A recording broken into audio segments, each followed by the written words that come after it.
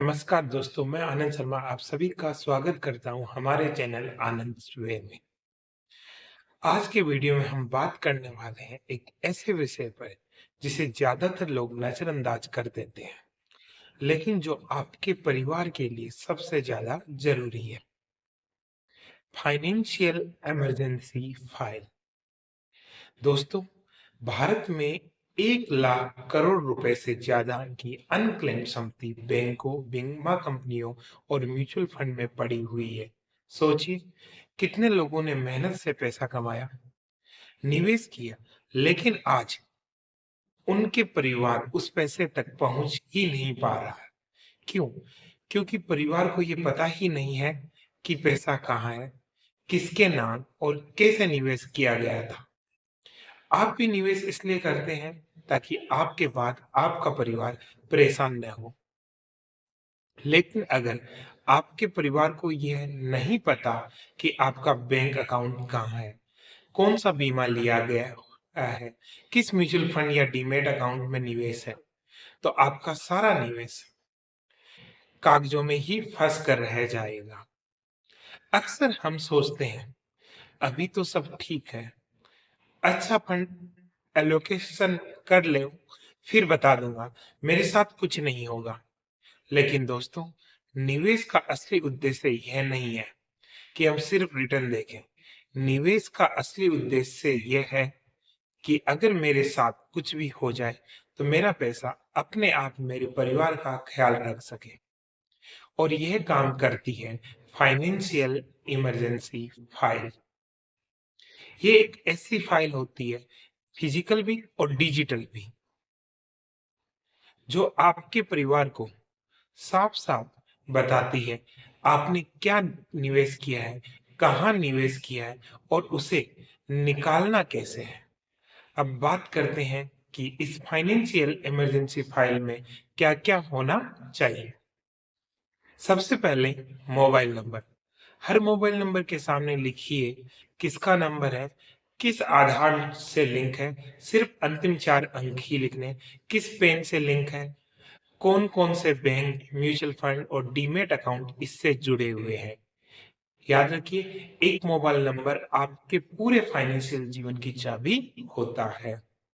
दूसरा, email ID. हर email ID के सामने लिखिए कौन-कौन से अकाउंट इससे लिंक है, क्योंकि ओटीपी, स्टेटमेंट, क्लेम सब कुछ ईमेल से ही आता है। तीसरा, बैंक अकाउंट। हर बैंक अकाउंट के लिए लिखिए बैंक का नाम, ब्रांच का नाम, अकाउंट होल्डर का नाम, अकाउंट नंबर के सिर्फ अंतिम 4 अंक और नॉमिनी का नाम। चौथा, म्यूचुअल फंड। हर फोलियो के लिए लिखिए होल्डर का नाम, फोलियो नंबर, एएमसी का नाम, स्कीम का नाम, नॉमिनी विवरण, लिंक मोबाइल और ईमेल। पांचवा, डीमेट अकाउंट। यहाँ लिखिए ब्रोकर का नाम, डीमेट आईडी, नॉमिनी विवरण, लिंक फैन मोबाइल और ईमेल। छठा, बीमा। टर्म या हेल्थ इंश्योरेंस के लिए लिखिए बीमा कंपनी का नाम, सम एश्योर्ड, नॉमिनी का नाम और link bank account, mobile, email. दोस्तों, बीमा आपके परिवार की पहली सुरक्षा लाइन होता है।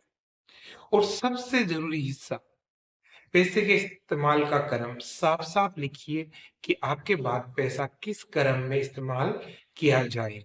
सबसे पहले बैंक अकाउंट का पैसा, फिर बीमा क्लेम, फिर म्यूचुअल फंड से एसडब्ल्यूपी और उसके बाद डीमेट होल्डिंग से प्रॉफिट बुकिंग।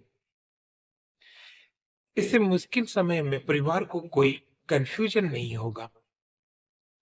आप चाहें तो इससे में loan, EMI, property, gold locker, NPS या पेंशन की जानकारी भी जोड़ सकते हैं। अगर पैसे से जुड़ा कुछ भी है तो उसे लिखना जरूरी है।